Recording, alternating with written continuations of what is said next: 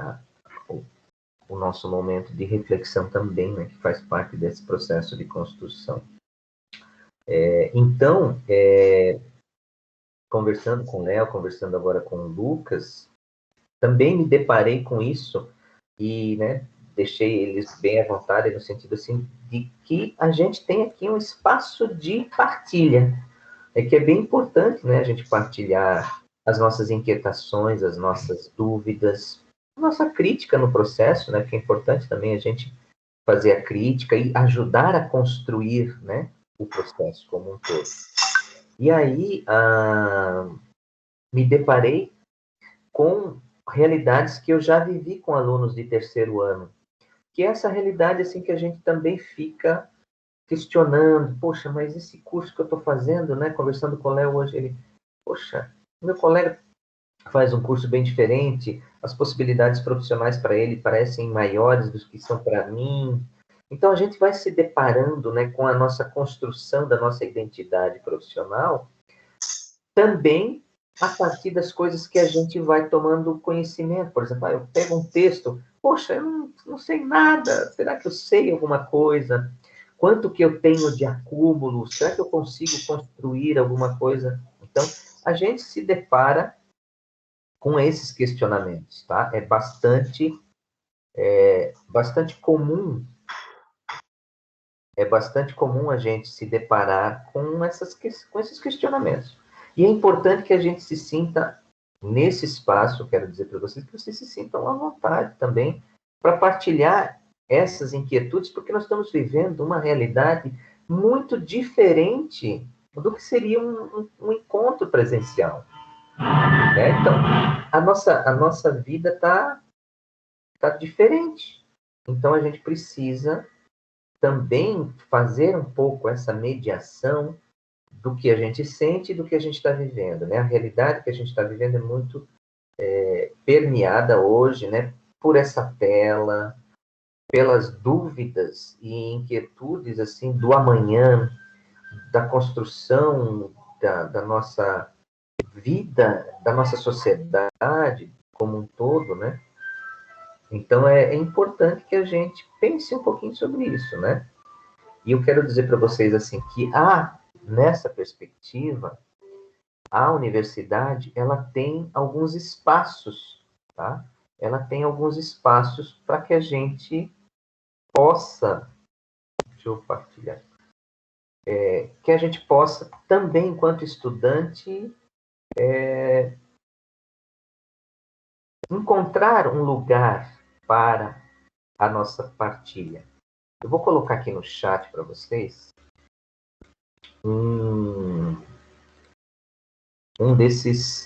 uma dessas possibilidades. Então, existe um canal no YouTube chamado UFPR Convida. Se vocês olharem ali no chat, no próximo dia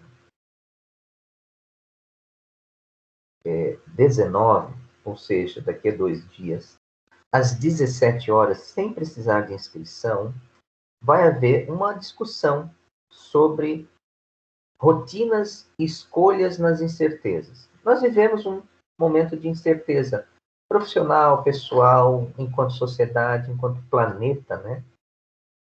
E aí vai haver um pouco de discussão, de conversa sobre isso, né? É uma tentativa da universidade, por isso que se chama Oficina de Estudantes Interessados, né? Dentro de uma proposta chamada de UFR com Vida, para que a gente possa partilhar um pouquinho do que a gente está sentindo, né? Que a gente encontre um lugar também de construção disso. No segundo momento, vai haver, num outro dia, gente, uma outra palestra, um outro espaço,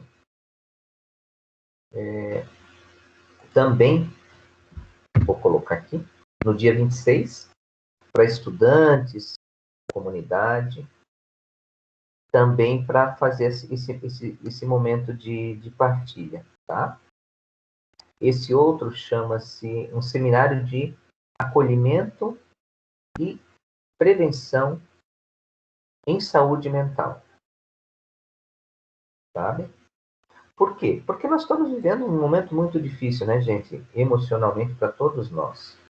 Então, preocupados com isso, a UFPR também está proporcionando um espaço aí para que a gente possa minimamente discutir essas questões, né? Assim como o Lucas colocou, né? Se sentiu à vontade para colocar ali no grupo, e ainda há pouco a gente estava conversando, também estava conversando com o Léo. Nós precisamos construir pontes onde minimamente a gente tenha condições de discutir as coisas, né, com acolhimento, com serenidade, com reflexão, né, também com autocrítica no sentido assim, de que lugar que eu estou falando, né? Sempre nessa perspectiva. Eu sou um estudante, ou eu sou professor, ou eu sou técnico, em que lugar que eu estou nessa engrenagem aí, né? Eu sou pai, eu sou filho, como é que eu estou no mundo? Isso também me coloca diante dos desafios, né, da formação profissional, tá? Então, assim, no terceiro ano a gente sempre tem a gente não é nem turma final, a gente também não é turma inicial, a gente está ali, né? Então, vem muitos questionamentos. Então, vamos também conversar, vamos partilhar. Queria ouvir um pouquinho de vocês, se alguém quer partilhar alguma coisa.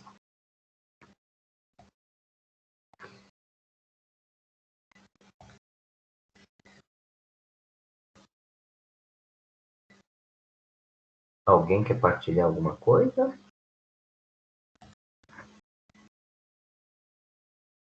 Alô? Tem alguém aí? Ou ninguém está me ouvindo? Bem, se ninguém Estamos. tem nada a dizer, eu posso falar um pouco do meu posicionamento, né? Que Fala. alguns podem não ter entendido. Eu sinto que falta um pouco mais de aulas didáticas para que a gente possa absorver os conteúdos que são necessários para a gente, como profissional da área da educação da ciência.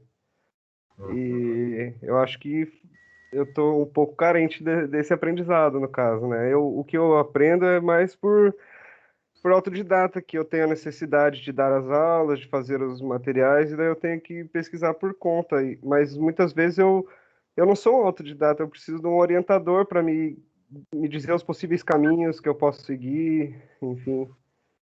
Meu posicionamento é mais nesse sentido, assim. Uhum. Quem mais quer comentar alguma coisa? Vocês estão me ouvindo? Estamos. Tá. Eu queria comentar uma coisa assim com a turma, assim, mas é mais um desabafo, assim. Não sei se vocês também sentem, tipo, a, a precariedade ou, tipo, assim, eu não quero me formar para ser professor, para trabalhar na educação do jeito que ela tá, assim. Eu sinto que eu estou fazendo a faculdade, uma universidade, assim, estou me esforçando, mas e quando eu olho para frente, assim, para o meu futuro de trabalho, eu não fico animado, assim, eu fico animado em dar a aula, assim, eu acho isso muito interessante, mas as condições de trabalho não me interessam. Aí eu estou pensando, assim, muito, muito, muito em conhecer outros cursos, outras profissões, assim, tipo, com, com um cenário melhor, assim, realmente, tipo, de cenário de trabalho, de respeito quanto à sociedade, quanto tudo, assim. E é meio desanimador. Pensei muito em fazer um intercâmbio nacional, né, para conhecer um outro curso, para, né, para ver como é que é de outra profissão, tipo arqueologia, paleontologia, mas ainda tá indeciso e eu quero mesmo conhecer outro curso assim, e talvez assim, tipo, se realmente eu ver que me dê bem, que eu goste, eu largaria a licenciatura, pelo menos a licenciatura do ensino fundamental, assim, e tentaria uma licenciatura mais para frente, né, para dar aula em faculdade, algo do tipo assim, como mestrado ou doutorado. Mas eu tô desanimado quanto ao cenário, nosso cenário. Isso aí. Uhum. Felipe, quer falar alguma coisa? Eu queria falar também uma coisa dessa desanimação que a gente tem agora com a educação em geral, né? É que o problema, acho que um dos problemas aqui do litoral, principalmente, é que a gente não tem a visão das escolas particulares.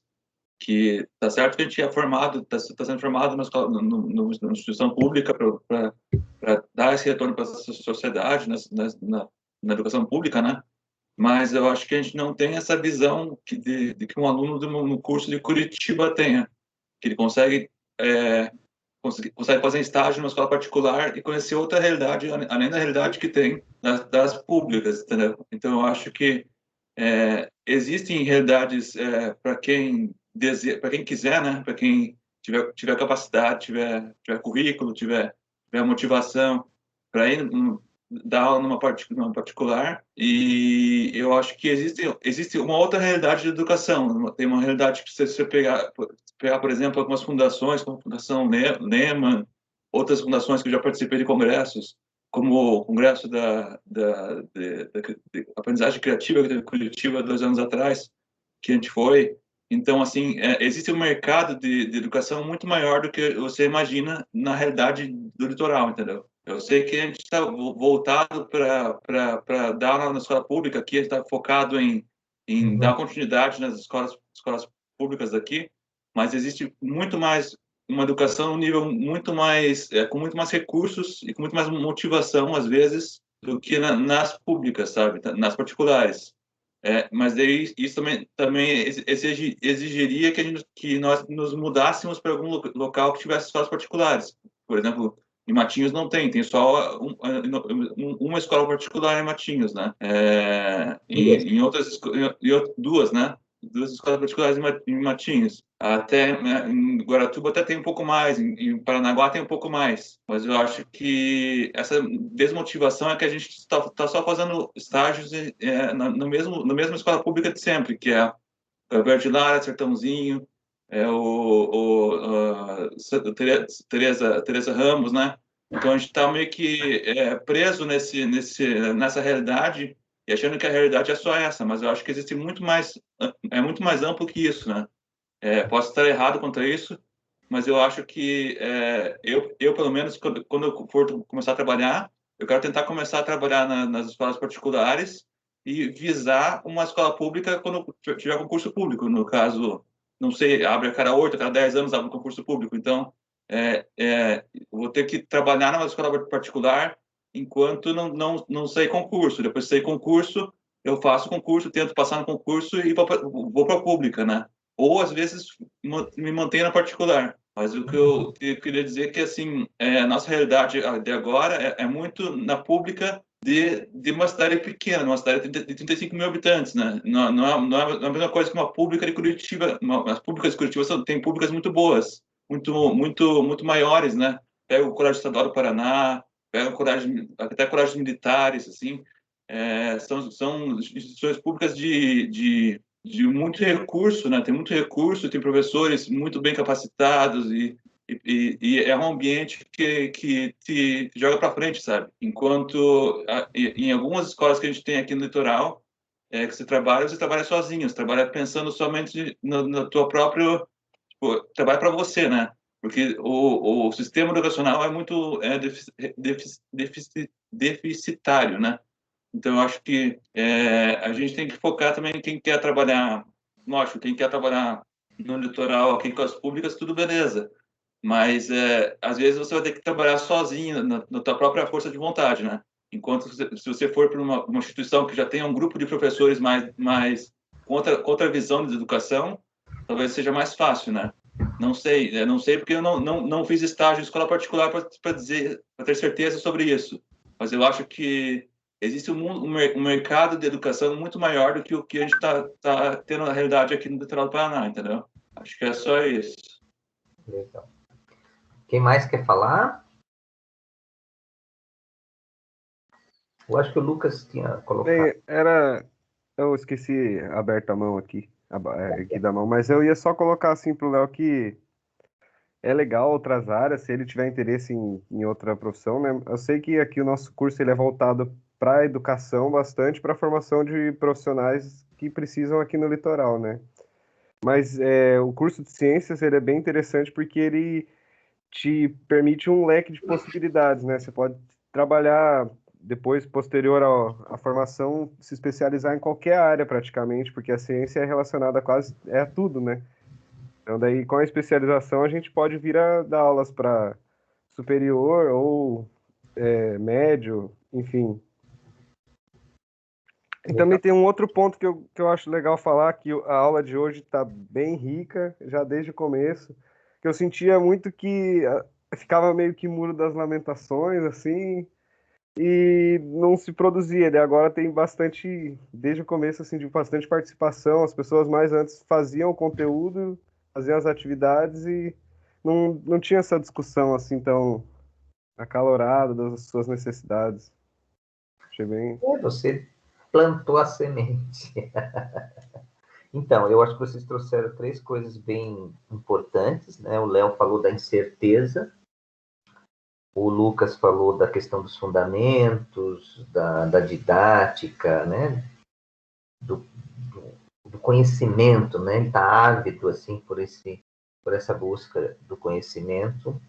E o Felipe trouxe um outro elemento, né? Numa outra esfera, mas de extrema importância, que é a gente enxergar as possibilidades profissionais para além da onde a gente estava. Gente, eu me formei lá em Blumenau, né? Eu fiz um curso de química lá, mas eu fui para o Mato Grosso, fui para Florianópolis, eu fui cavando, né? Fui cavando túnel e até parar aqui em Matinhos, né? Então, assim, isso também é um elemento importante para a gente enxergar, assim, a nossa carreira. Tanto que algumas pessoas, eu sempre falo para algumas pessoas assim, se me vendo um pouco no futuro, eu gostaria de trabalhar com preparar os estudantes que estão no final dos seus cursos, independente deles, mostrar para eles possibilidades de carreira, mostrar para eles assim que a universidade tivesse um espaço para que esses estudantes, né, que tivessem desejo, pudessem ter uma base, uma estrutura de caminhos possíveis para sua formação profissional. Por exemplo, o Léo falou, mestrado e doutorado, ou seja, isso é uma coisa que está no horizonte dele. Mas está no horizonte em que medida? Na medida do sonho ou na medida de um projeto efetivo? Olha, né, vou terminar o meu curso de licenciatura em ciências, vou fazer o mestrado, vou fazer o doutorado, porque eu penso em construir a minha carreira da seguinte forma, né? Como o Felipe falou, olha, eu penso em fazer um concurso, mas sei que isso demora. Vou construir a minha carreira numa perspectiva de trabalhar em escolas particulares, eu vou ter subsistência, vou conseguir me estabelecer profissionalmente, vou ganhar experiência, mas tenho um horizonte de querer um concurso, né? Então, são coisas importantes, assim, a gente olhar a nossa carreira. Como é que eu vou construir essa carreira? Eu falo muito aqui com vocês da construção da identidade profissional, mas agora eu estou falando da carreira, assim. O que eu quero? O que eu, Josélia, Felipe, Daniela, Bruna, Leonardo, Lucas, Mariana, Marina, o Nivaldo, né, que está hoje conosco pela primeira vez, que bom. O que eu quero da minha carreira? Eu quero ser professor, eu quero ser um pesquisador, eu quero ser um cientista, eu quero ser um diretor de escola, eu quero ser um orientador educacional, porque, assim, vocês, enquanto professores, podem pensar em trabalhar na gestão educacional, na gestão na Secretaria de Saúde, desculpa, na Secretaria de Educação, no núcleo regional, formando outros professores, cuidando do material didático. Quer dizer, existem algumas possibilidades entre várias coisas que são a partir da gente ter esse diploma, né? E como falou o Lucas, assim, a riqueza que a gente tenta proporcionar nesse curso, nessa caminhada pedagógica e filosófica que se implantou aqui no setor litoral, permite muita flexibilidade. E aí eu trago, por exemplo, alguns casos. Por exemplo, Diego, um menino da turma 2012, hoje ele trabalha na Petrobras, ele terminou um mestrado, ele fez licenciatura em ciências. Ele começou a assistir aulas no curso de geologia, porque ele queria estudar paleontologia. Ele ia uma vez por semana, nas terças-feiras, para Curitiba, assistia aulas na graduação lá, no mestrado, como aluno ouvinte. Ele brincava, chegava cansado nas terças-feiras, dizia: meu professor, hoje ela passou 110 slides, da 1h30 da tarde às 5h30 da tarde. E estava bem cansado, mas ele tinha um objetivo. Ele queria estudar paleontologia e estava fazendo o curso de licenciatura em ciência. Foi lá, fez o mestrado, ganhou uma bolsa, porque a professora gostou muito dele, e ele depois conseguiu um emprego na Petrobras, porque na área de geologia, né? Mestrado em geologia, mas gostando de paleontologia, que ele gostava dessa parte mais Indiana Jones da história, aí, quem conhece o filme. Mas profissionalmente abriu para ele uma ponte, né, uma porta, se escancarou um mundo totalmente diferente, e eu acredito que hoje ele é um sujeito que está fazendo doutorado e trabalhando para a Petrobras.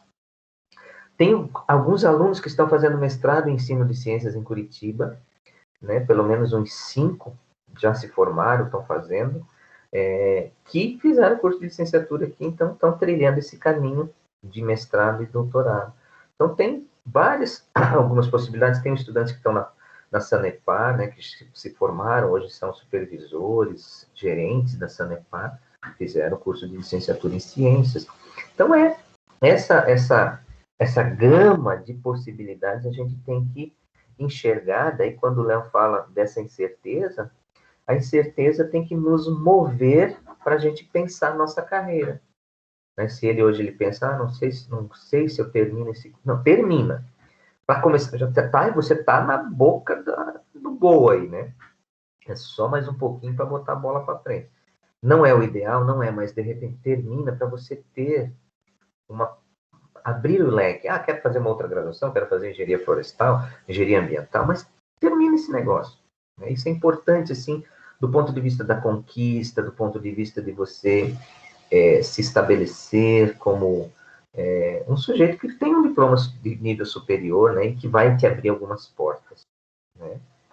Sobre a questão, né, do que a gente estava conversando com o Lucas, né, dos fundamentos, então, assim, a leitura que a gente quer promover nesse módulo, que vocês leiam coisas, isso também vai abrir caminhos, né? Vai abrir a possibilidade de vocês terem contato com coisas ou aprimorar o olhar, trocar a lente de vocês para enxergar algumas coisas com mais profundidade.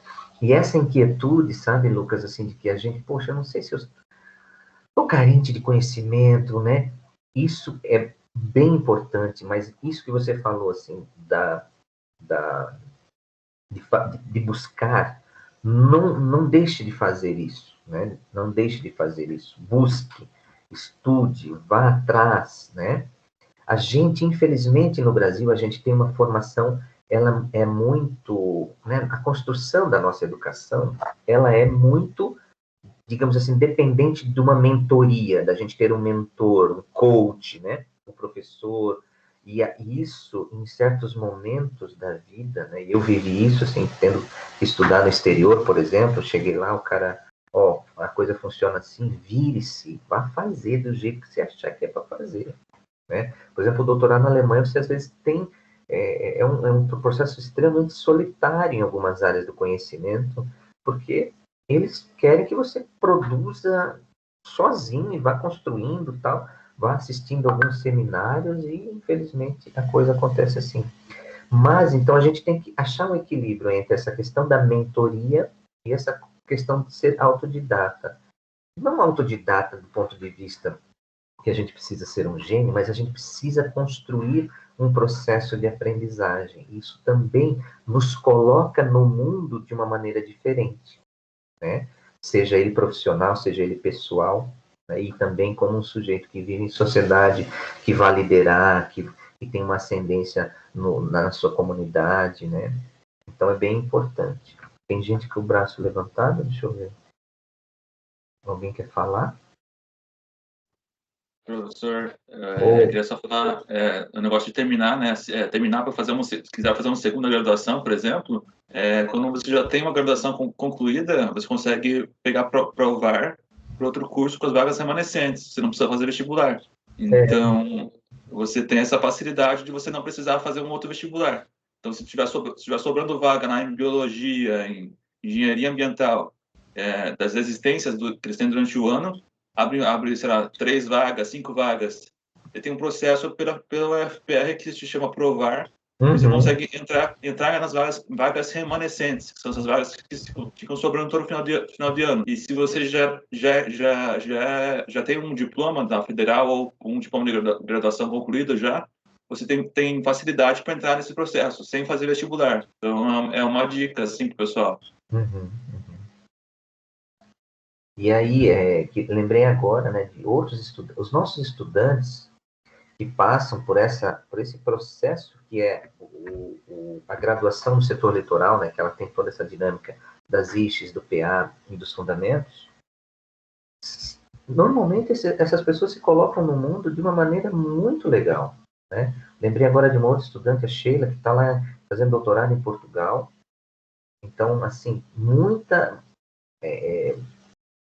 por exemplo, os colegas que eu tenho no programa de mestrado em ensino de ciências falam muito bem dos estudantes que saem daqui, porque eles são críticos, eles conseguem ler, eles têm uma leitura da realidade muito diferente dos estudantes que saem lá dos cursos de licenciatura em Química, licenciatura em Física, licenciatura em Biologia, sabe? Eles se colocam de uma maneira diferente, assim, né? Temos vários exemplos, a Tamara, que está agora fazendo doutorado, a Aline, a Bruna, estão lá, assim, nossa.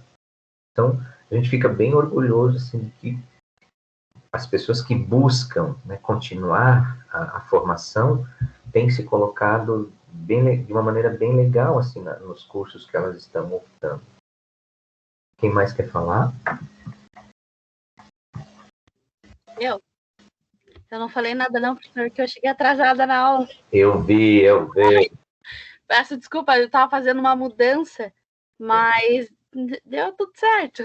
Que bom, importante você estar... Eu peguei um pouquinho da conversa, eu acho que do Lucas e do Felipe, mas é também falar que a universidade, o setor do litoral, ela dá a possibilidade dos alunos seguirem vários caminhos, não só a licenciatura, e também eu acho que não é só o objetivo do curso de ciências seguir só a área da licenciatura. Acredito que é influenciar alunos a fazer doutorado, a fazer mestrado, a não que a área da profissão da licenciatura não seja a melhor, mas, tipo, não é só essa possibilidade. Então, assim, às vezes, parte muito da autonomia do estudante buscar conhecer outras áreas, o espaço está ali, a universidade ela é livre, né, para todo mundo, quem quiser visitar outros cursos, quem quiser se aperfeiçoar em outras áreas. Então, acredito que o curso de licenciatura em ciências, ela está aí para dizer, tem várias áreas para você seguir.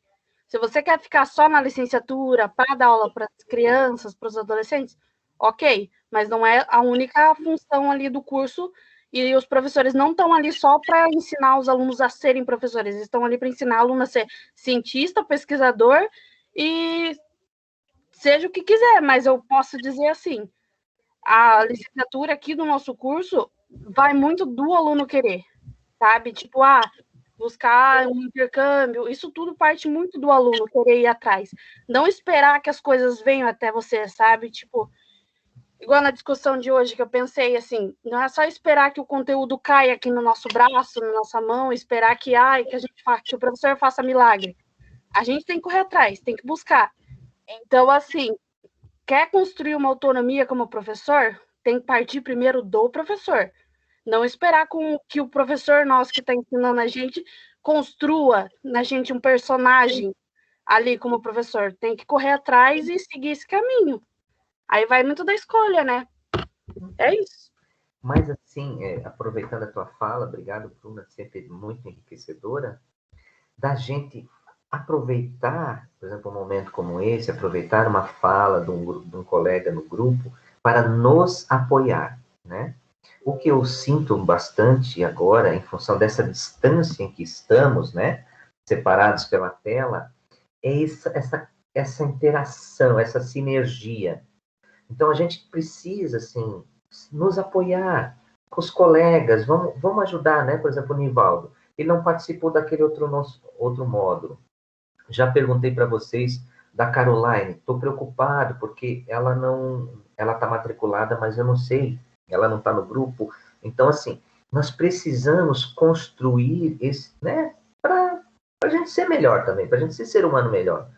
Esse apoio, sabe? Esse calor humano, de estar junto com o colega, né? Da gente estar realmente assim exercitando a solidariedade, né? Pô, a gente está num mundo tão individualista, então eu acho que isso é bem importante, né? Esses outros aspectos que você falou, né? Da autonomia, do ajudar a pensar, do espaço da universidade como plural, nossa, eu acho aqui um espaço muito legal, né? Que a gente pode discutir, que a gente pode se ajudar a crescer, mas a gente também precisa sempre pensar, como eu falei no início, de que lugar que eu estou falando. Qual o meu comprometimento com isso? Daí eu falei para o Lucas assim, poxa, eu tenho observado, né, como é bom ver vocês crescerem, ver vocês participando, trazendo questões, né? E não só fazendo o feijãozinho com arroz, né? Então vamos lá, cada um, né? Poxa, eu vejo esse empenho a Cida não está conosco hoje, mas deixa eu ver se a Cida está aqui, não. Assim, eu vejo o empenho dela, ela está viveu questões bem delicadas com o sobrinho, né? Que era o Danilo, nosso estudante. E agora a netinha dela quebrou a cabeça, está com sangramento no cérebro. Mas ela está ali, ó, ela me manda, professor, ó, eu vou mandar uma atividade. Então, assim, o esforço dela para estar participando das aulas, né? O Nivaldo me procurou também semana passada, ali na sexta-feira, dizendo, olha, professor, eu estou aí, estou tentando, vou conseguir, né? Então, o David, então é isso, a gente vai trazendo essas pessoas, né? Vamos junto, né? Vamos fazer. E esse exercício, né, de humanidade, de solidariedade, a gente também vai exercitando e vai percebendo que isso lá na escola, lá no trabalho, lá na família, isso faz a diferença. Nossa, né? Porque a gente está aí, esse mundo pandêmico que a gente vive é uma loucura, gente. Nós vamos ficar até o ano que vem nesse negócio, provavelmente.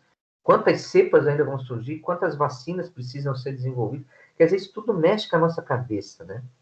Então a gente precisa criar minimamente esses laços para que a gente se apoie, né?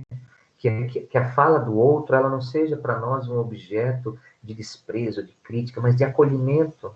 Vamos acolher, vamos conversar, vamos se ajudar, vamos ouvir, vamos exercitar a escuta e tentar caminhar aos trancos e barrancos, mas é o que a gente tem hoje, infelizmente, né?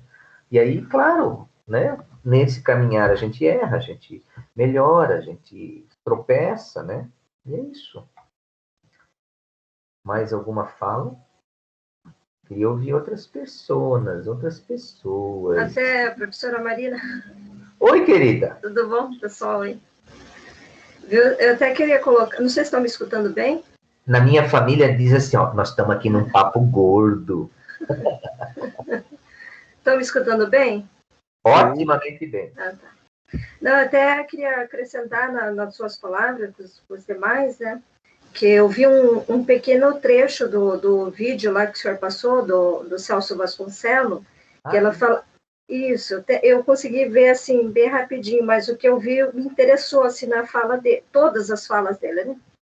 E ele falou, assim, que nós temos que fazer esse contrato mesmo, um com o outro, né? Tipo assim, segurar na mão do outro, vamos, ó, eu tô com você até o final, né? Eu confio em você, eu tô com você. Então, ele falava muito nessa questão, né? De fazer esse contrato.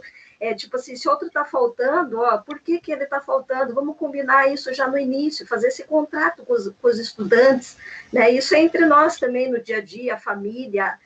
Isso é além disso, né? A gente sabe, né? Então, eu só queria colocar essa fala dele, assim, que me chamou bastante atenção, assim, nessa questão do contrato, do início, né? Tipo, não esquecer do outro. se outro está capengando, né? Pegar, não, vamos ali, eu te ajudo, vamos junto, vamos até o final, eu estou com vocês até o final, vamos, vocês são capazes, eu sou capaz, né? Então, e assim vai. Pensem isso, gente, com esses adolescentes. Né? A gente não, essas famílias com várias questões, pessoas que estão com problema de trabalho, pessoas que estão com problema de não ter, né, segurança alimentar, não ter um mínimo para comer. Então, tantos elementos, né, que trazem essa realidade da escola pública, a gente precisa desse olhar, a gente precisa pegar um na mão do outro, né, como a Marina falou, que o Celso Vasconcelos frisa também, quando ele começa aqueles vídeos da gestão da sala de aula, que eu coloquei ali no grupo para a gente dar uma pensadinha, né? Mas é isso aí. Que bom, gente. Quem mais quer falar? Eu quero ouvir vocês, gente. Deixar eu fico falando. Hoje eu tô com o meu fôlego tá melhor. Semana passada, gente, chegou uma hora que eu tive que parar a aula. Não sei se vocês perceberam, mas eu tava falando, daqui a pouco começou a faltar. Não vinha mais o oxigênio. Fiquei muito cansado, assim, né? Eu ainda tô agora na segunda semana que eu tô, depois das 15 dias que eu tive com Covid, eu tô na segunda semana hoje. Sempre completa na terça-feira, o dia lá pelos cálculos. Hoje eu tô legal. Essa semana que passou aí eu fui melhorando e hoje eu tô com fôlego, mas semana passada, gente, eu tava ali com vocês, chegou uma hora que eu não consegui, eu precisei parar a aula. Não sei se vocês perceberam que eu dei uma terminada na aula meio abrupta, eu tinha preparado uma série de coisas, mas eu não consegui. Eu cheguei lá embaixo, aqui eu tô no piso de cima da minha casa, e eu falei pra minha esposa, olha, eu não tô conseguindo, tá faltando oxigênio, tá muito cansado. E eu fui dormir, assim, exausto, né? Esse vírus, ele é desgramado, como se diz aí na gíria, né? Mas hoje eu tô, graças a Deus, aí tô bem, e tô feliz que a gente tá aqui junto. Quem mais quer falar?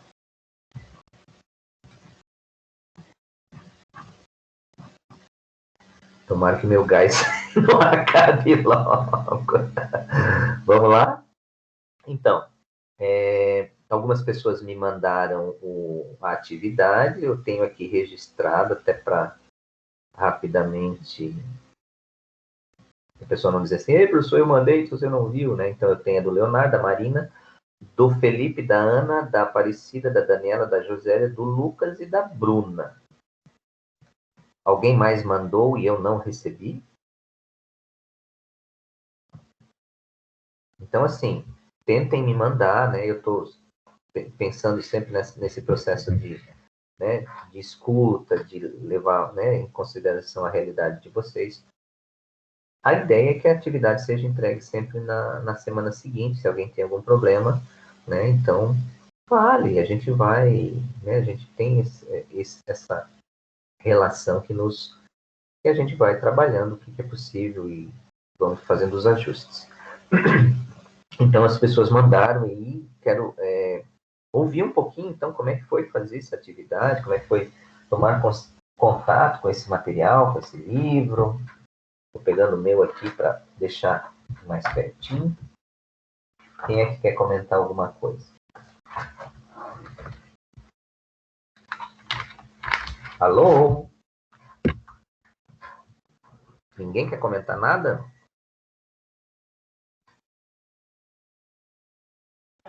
Achei tranquilo, professora. A atividade, na verdade, uma leitura não tão difícil.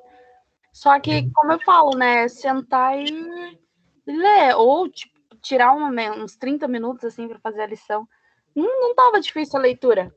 Não, né? E eu posso também falar bem tranquila. Na verdade, estava no próprio texto, né? Sim, a ideia foi essa. Então, por que isso, né? Porque a apropriação cognitiva, a gente tem que trabalhar um pouquinho com isso.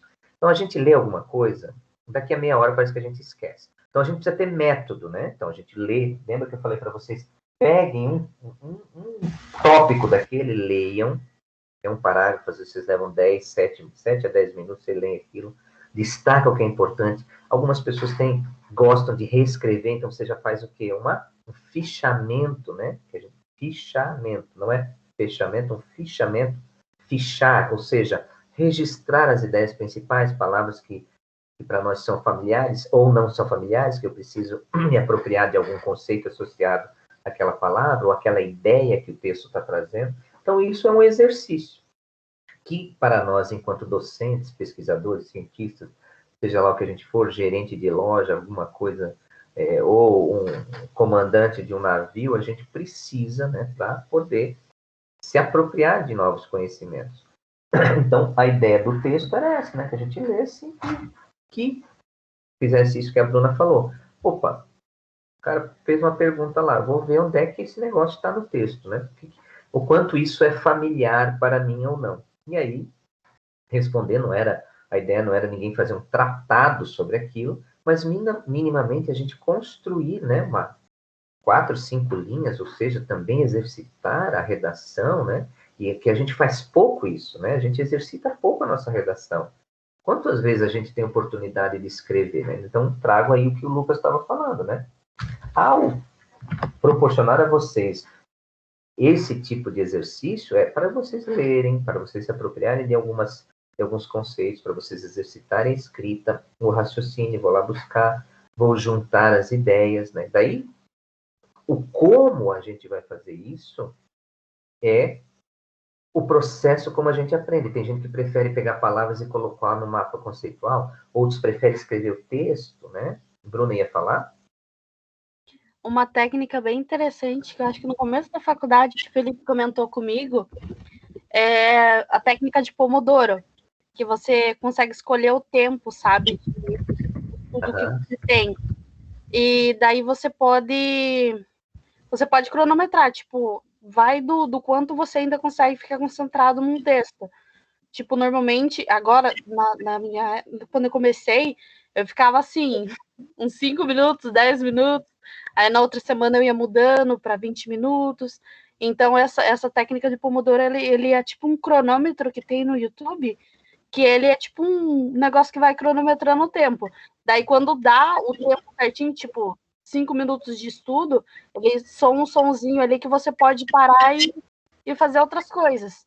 Então, é uma... Produtividade, né? A ideia Isso. é a gente aumentar a nossa produtividade. Vou botar aqui no chat, se alguém tiver curiosidade, depois dar uma olhada nesse negócio. Então, mais alguém quer comentar alguma coisa?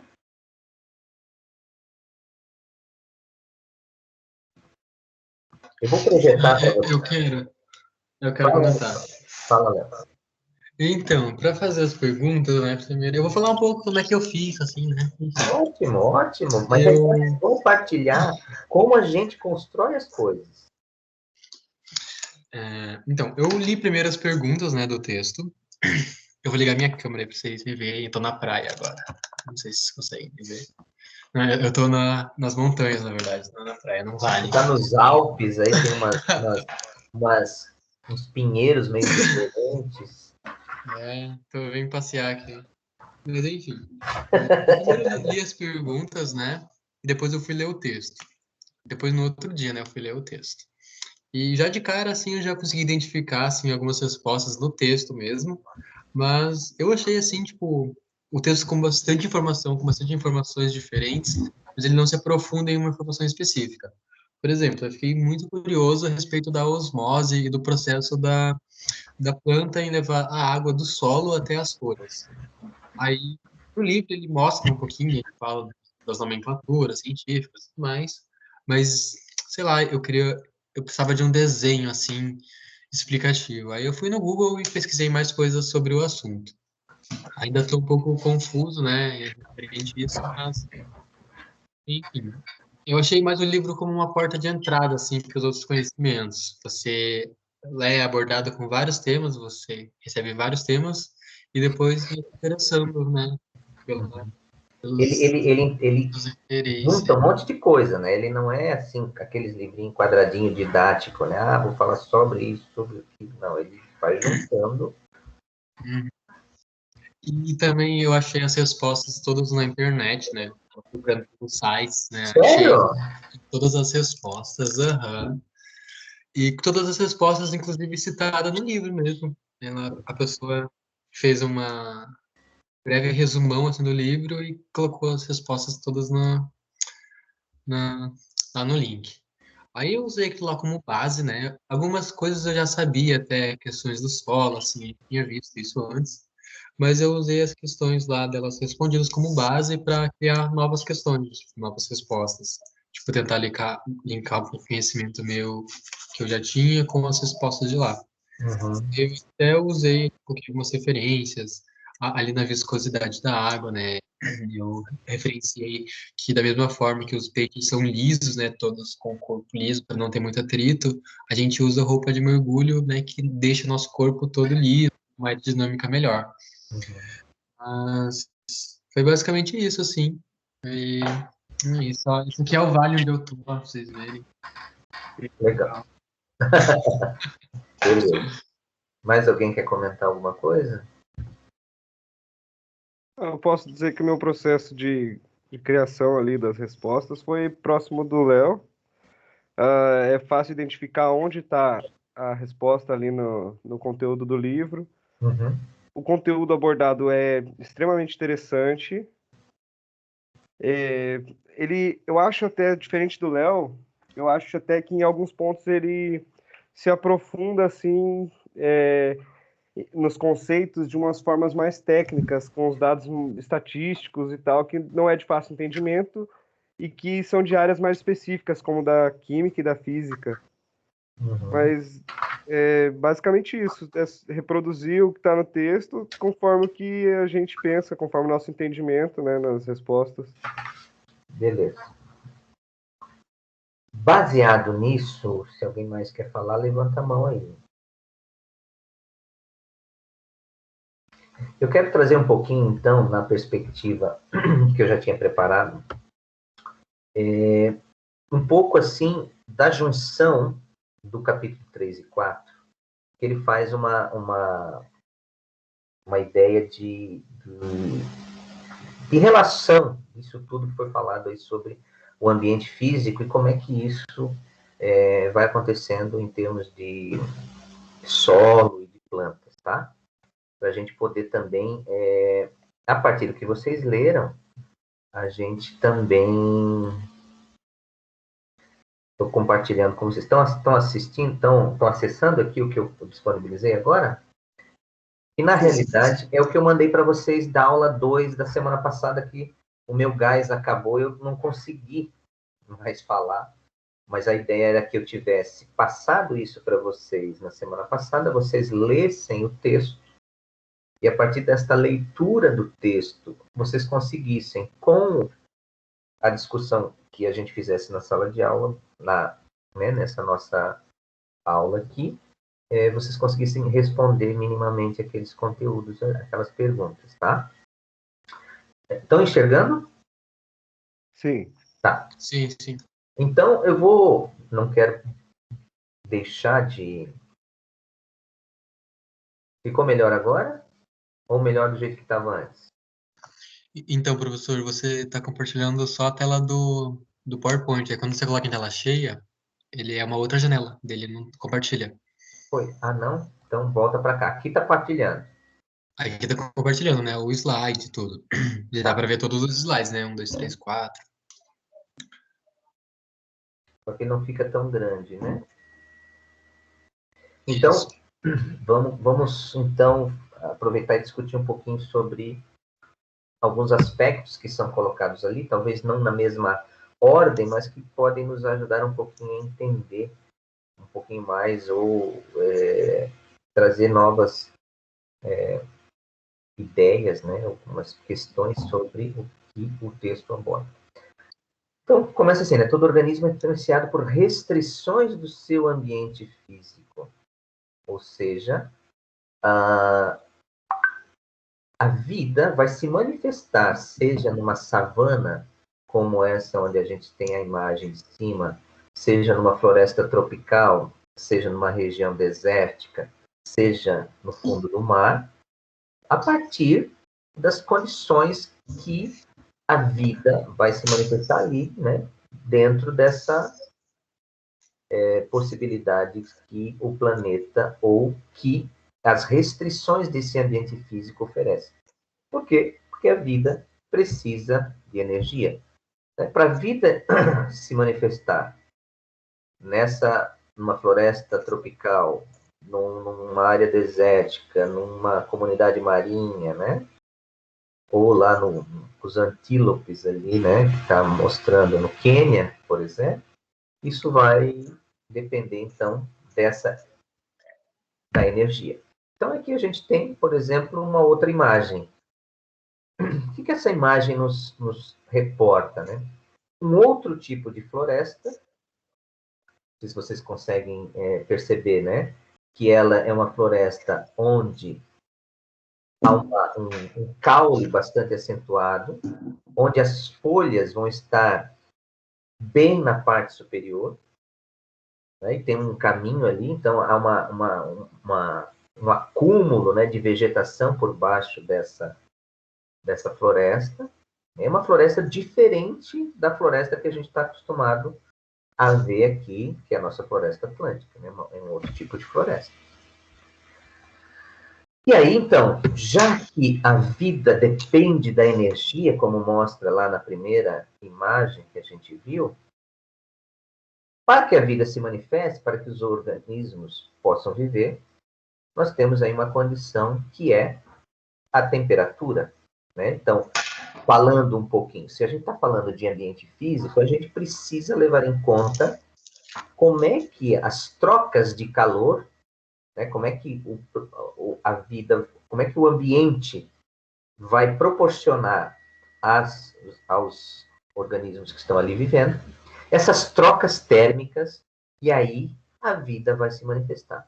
Então, a gente tem uma radiação incidente, né? Nós temos primeiro a luz solar, nós temos a reflexão da luz solar, porque nós estamos aqui vendo nessa figurinha uma área bastante desértica, então o sol está batendo ali, está voltando, né? Está retornando, então está radiando, né? Há uma perda de calor em função da evaporação, então nós temos reflexão, luz incidindo, luz refletindo, nós temos perda de calor por evaporação, tem a radiação que provém justamente da incidência de luz solar no solo, nós temos alguns objetos ali, nós temos o vento que vai fazer também uma troca térmica, né, através de um processo chamado de convecção, ou seja, o vento vai batendo, né, na superfície, por exemplo, de algum objeto, de algum animal.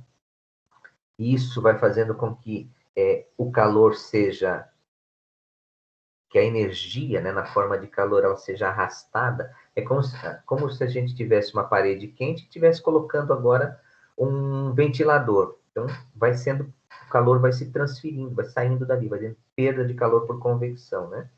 Nós temos um animal ali embaixo, né, que também está fazendo troca térmica por condução.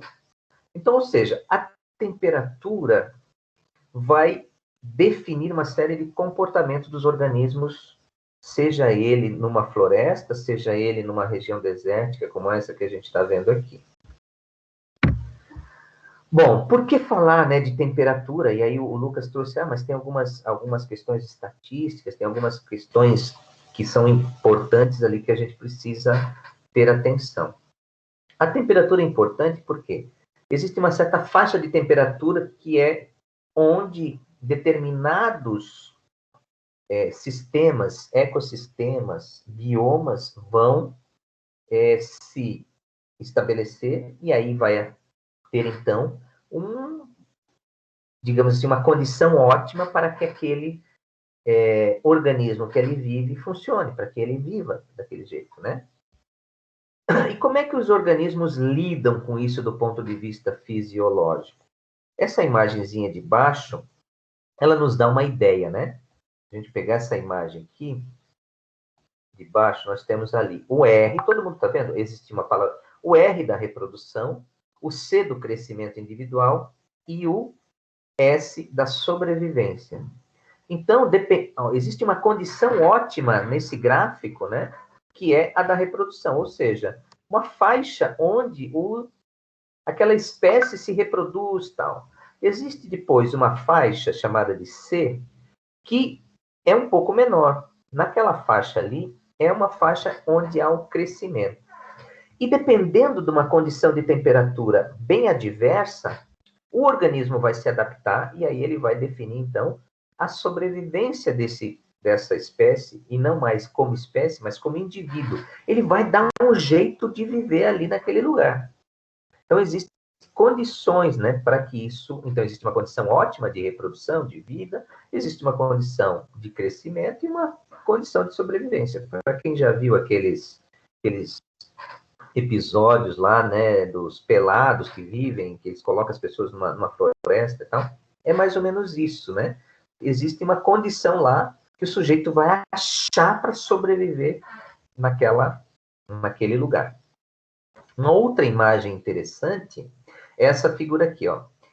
Como é que acontece, por exemplo, nós temos aqui duas temperaturas, uma temperatura de 6 graus e uma temperatura de 12 graus. Um experimento aí que durou, por exemplo, 200 dias. E nós temos um peixe coabitando com uma outra espécie, né? E aí se percebe que, com o tempo, uma das espécies, ela estava super bem lá, numa condição boa, 6 graus, aumentou muito a temperatura, olha o que aconteceu com esse marronzinho. Ele se extinguiu, né? Os salvelinus malma, ele, na temperatura de 12 graus, ele não sobreviveu. Foi a extinção. Né? E aqui uma condição melhor a 6 graus, onde a gente percebe que eles têm uma condição de sobrevivência. Mesmo o branquinho, né, a Leucomaenes, ela sobrevive melhor. Ela sobrevive aqui, tem um fator, mas subiu a temperatura, o outro não conseguiu sobreviver. Então, a temperatura influencia muito como essas espécies vão se comportando. Quais são os riscos, por exemplo, de baixas temperaturas? Temperaturas muito baixas do ponto de congelamento ocorrem, né? Nós temos alguns lugares que temos temperaturas abaixo do ponto de congelamento. Nós temos, por exemplo, formação de cristais que danificam a estrutura celular, que levam ao óbito do animal. E aí, os organismos precisam o quê? Escapar dessa condição de congelamento. Então, a gente sabe que o ponto de congelamento, aumentando, o que acontece, então, com essas baixas temperaturas? Há um aumento, por exemplo, da produção de glicerol, que é um tipo de álcool, que vai gerar essas glicoproteínas, né? Proteínas que têm o glicerol ligado. E aí, abaixa o ponto de congelamento sem prejudicar o metabolismo. Deixa eu botar uma figurinha mais para cá, para ela não atrapalhar o texto. Tem alguns animais que acumulam gordura, altera, então, a sua pele, né? Outros hibernam, diminui o metabolismo, ou seja, baixas temperaturas vão fazer alguns ursos hibernarem por 6 meses, né? Alguns ficam, então, em estágio de repouso, não se mexem muito para poder ter calor, né? Lembra? Para ter energia para viver. Alguns migram, outros ficam cobertos de pele na neve, buscando espaços mais protegidos. Então, dependendo do abaixamento da temperatura, cada espécie dessa vai se comportar de maneira diferente e vai procurar uma condição. Isso a gente já observa, a gente, né, consegue perceber isso com ursos polares, com cobras, né? Qual é o problema, por exemplo, então, das altas temperaturas? Altas temperaturas, há uma agitação molecular maior, ou seja, maior energia cinética. O metabolismo da gente se acelera. Se a gente sai correndo, a gente já percebe, né? O corpo transpira, a gente perde água, a gente perde sais minerais, né? Há um aumento da taxa dos processos metabólicos.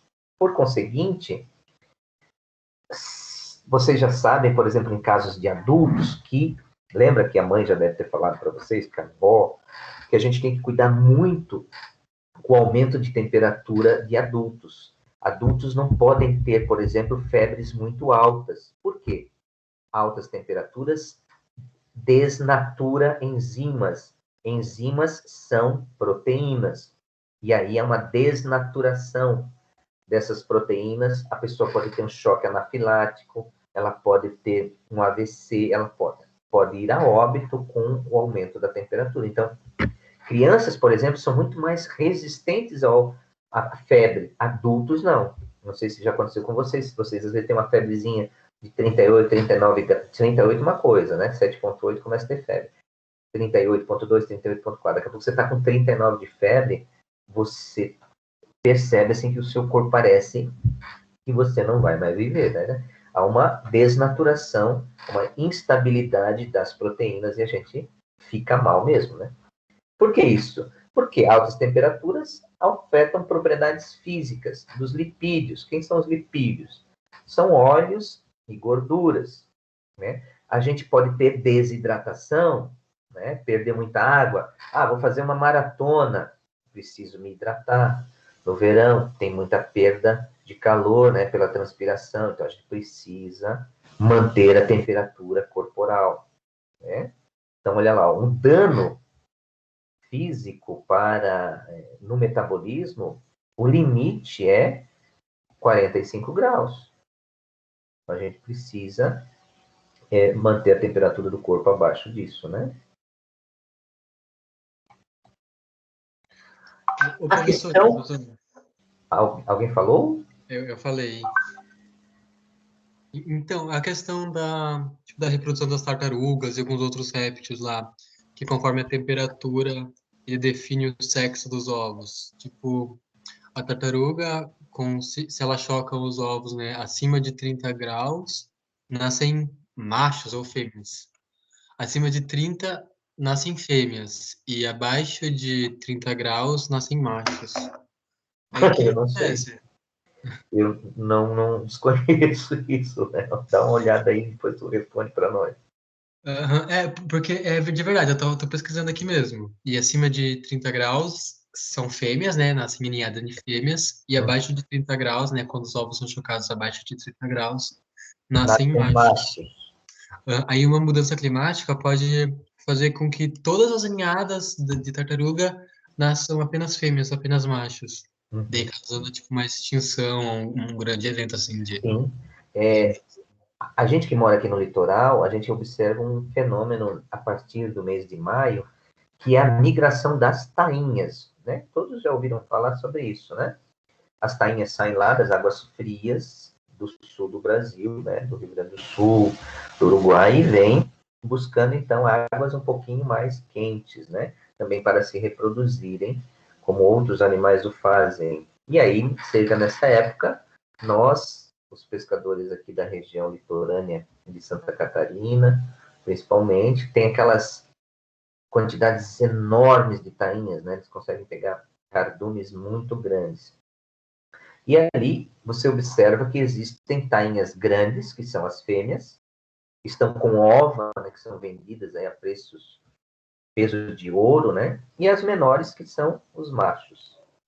E aí, você falou da questão do desequilíbrio, então é bem importante ter em mente, né, que a alteração na temperatura também vai influenciar a alteração do ciclo natural de algumas espécies de migração, por exemplo, ou mesmo de reprodução, como você acabou de falar das tartarugas, né? Então, a temperatura que a gente estava vendo ali, né, como ela influencia o aumento, ela vai levar à desnaturação, e também o abaixamento vai fazer com que o animal, né, que aquela espécie se adapte, ela procure alguns caminhos para poder sobreviver. Mas pesquisa aí, Léo, daqui a pouco tu responde para nós, pode ser?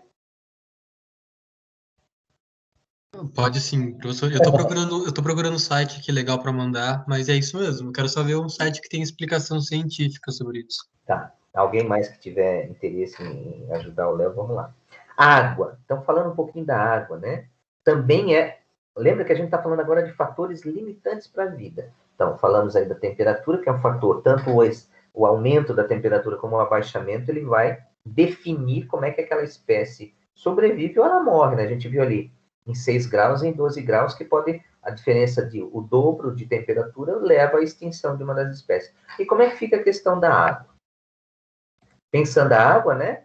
a precipitação das chuvas, a umidade relativa do ar e do solo, a evaporação e também a disponibilidade. Então, nós vivemos, já ouvimos falar muito dos rios voadores. Lembra dos rios voadores, galera? O que são os rios voadores, né? Então, a gente tem a evaporação lá da floresta amazônica, ela faz com que os ventos tragam essa massa de ar para a região sudeste, para a região sul, e vai definir como é que vai ser a chuva aqui no sul, ou no sudeste. Lembrem-se que ano passado, nessa época, a gente teve o que lá no Mato Grosso? A gente teve uma queimada, né? Uma área muito grande de Pantanal que foi queimada. O que aconteceu? A gente provavelmente formou ali uma camada, né? De fumaça que impede os rios voadores. Pesquisem sobre rios voadores. E aí, isso vai definir nos meses seguintes como vai ser a precipitação, e a gente vai ter, então, períodos de seca ou de enchente, e aí vai definir a sobrevivência. A questão da umidade relativa do ar e do solo, isso também vai definir o poder da evaporação e os estoques de água que algumas regiões do planeta têm, né? Como aqui nós temos, percebemos isso porque vivemos numa região onde nós temos a Serra do Mar ali, temos os ventos soprando, né? Essa massa de ar, de água, né? No ar, em função aí de vivemos numa região litorânea, e a floresta atlântica jogando isso para cima da Serra do Mar. E aí a gente fica num ciclo, formando então um ciclone, né? Esse ciclo faz com que a gente tenha, então, aqui nessa região, muita precipitação. Então, algumas diferenças, falando um pouquinho de água, né? Então, alguns animais têm partes do seu corpo para a absorção de água e para a liberação, né? Perda de água pelas brânquias, excreção de água e excreção de sal, né? E também, como citado aqui, a excreção de água pela urina. No processo, né, de flora, pegando esse exemplo aqui, então, a respiração celular, né? Nós precisamos do oxigênio, do CO2, depois a gente também tem a absorção do CO2 e a liberação de oxigênio, que é o processo de fotossíntese, e a transpiração, que é, então, o que as plantas fazem ali, que é o que nós também temos, né? A perda de água, né? Respiração celular, nós temos absorção de oxigênio e liberação de gás carbônico. Na fotossíntese, nós temos o contrário, né?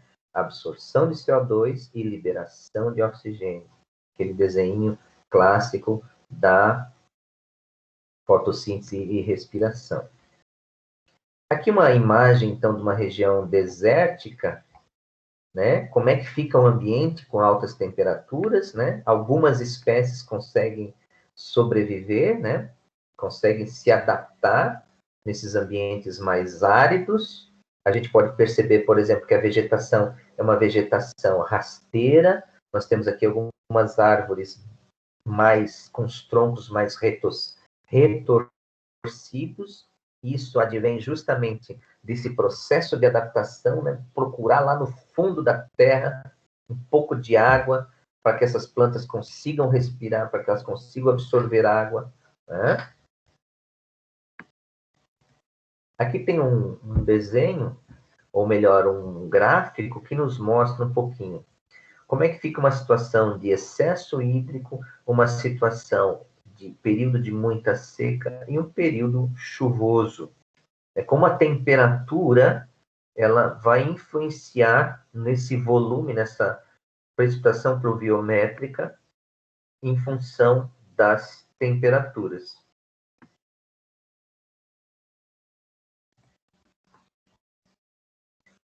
Eu gosto muito dessa imagem e também desse tema que está sendo colocado aqui, né? A adaptação dos animais a ambientes quentes e secos, né? O que acontece, então, com os camelos? Armazenamento de água nos tecidos, eles eliminam fezes muito mais secas, eliminação de urina com baixo conteúdo de água, ou seja, muito sal, porque eles acabam retendo a água para poder sobreviver. Eles acabam tendo ambientes, vivendo, né, hábitos noturnos, comportamento de permanecer em toca nos horários mais quentes, justamente, né, para poderem não perder muita água, poderem armazenar água. O que acontece, por exemplo, com as plantas, então, em função dessa redução da perda de água? Como é que as plantas vão fazer para reter mais águas? Elas vão ter uma parte externa, que é chamada de cutícula, mais espessa. Para quê? Para evitar que a água, haja aquilo que a gente viu na imagenzinha anterior aqui, né? Para evitar a transpiração. Certo? Elas vão ter uma pilosidade mais densa, elas vão ter uma redução da transpiração e proteção maior, né? Uma palavrinha chamada espinescência. Os estômatos vão estar protegidos em cavidades, como a gente pode ver por aqui. E aí tem esse exemplo aqui das suculentas, né, que armazenam água em caules, folhas e raízes. Opa, passou.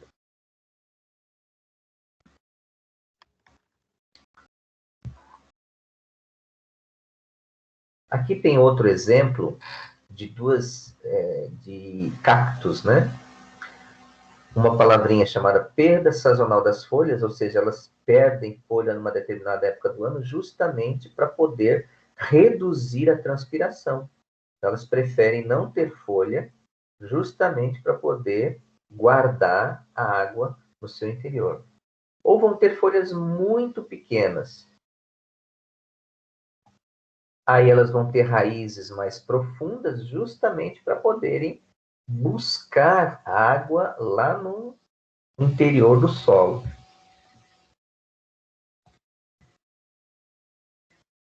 Alguns exemplos aqui de espécies que conseguem se hidratar rapidamente, né? Tem algumas imagens que elas são um pouquinho mais interessantes. Por exemplo, nessa imagem a gente tem então o processo de fotossíntese e respiração celular, respiração da planta. E lá no interior a gente tem os micro e macronutrientes, né? Quem já plantou alguma coisa, por exemplo, foi numa casa aí daquelas que vendem produtos para as plantas e comprou, por exemplo, o NPK, né? Nitrogênio, fósforo e potássio. Porque aqui nós vivemos numa região em que o solo ele é relativamente pobre.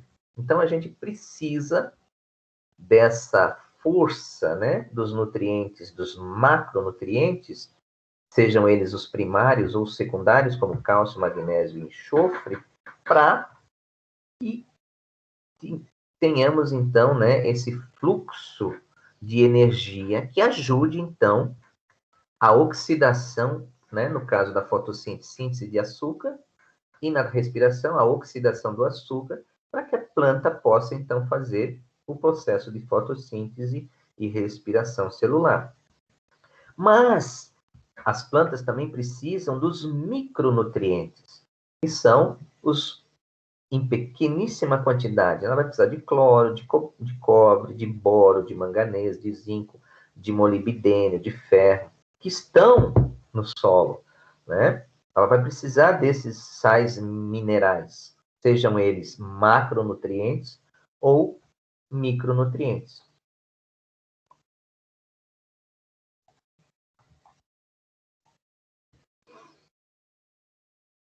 Claro que a obtenção da água ela vai depender da natureza e estrutura desse solo. Existem vários tipos de solo, né? Tem solos que vão ter argila, então esse tipo de solo ele vai reter mais a água.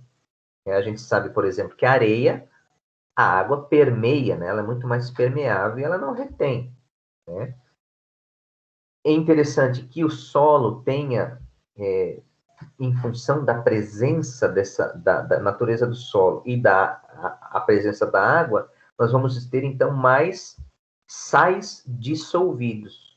E isso influencia, então, também nessa absorção e difusão, ou seja, caminhar desses nutrientes através do solo e que tenha contato, então, com as raízes, e aí, dessa forma, é que a planta vai se alimentar, como está mostrando aqui nessa imagem à direita, né?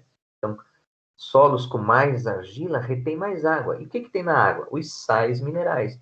Se tem sais minerais, isso vai fazer, então, com que aquele processo de absorção e difusão que acontece, né, do líquido através do caule, das raízes até as folhas, seja muito mais eficiente, né? A gente falou ali ainda há pouquinho dos micro e macronutrientes, então como é que isso acontece pensando nessa imagem lá no solo, né? Então a gente tem lá a rocha, e na rocha nós temos lá dissolvido, ou seja, temos lá presente na forma de sal alguns elementos químicos bem importantes, como potássio, como cálcio, como hidrogênio.